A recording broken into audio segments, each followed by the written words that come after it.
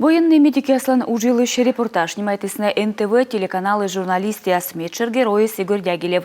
Доброволец да военный врач, а на не важен коми Минздраван вечкадлыш.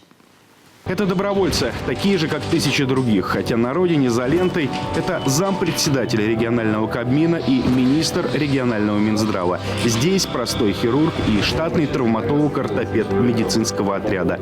Для раненых бойцов вторые после Бога, кто каждый день спасает жизнь и ставит на ноги.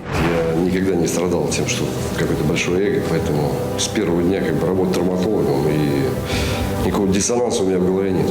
Абсолютно не жалею. Это наши моральные принципы, наше видение ситуации. Это исключительно наше решение. Быдло надаства часа сменяс. Шойчитек от оцег боечеслы коле быдыздук унараничем солдат. Буквально у меня 2 дня назад на дежурстве был боец.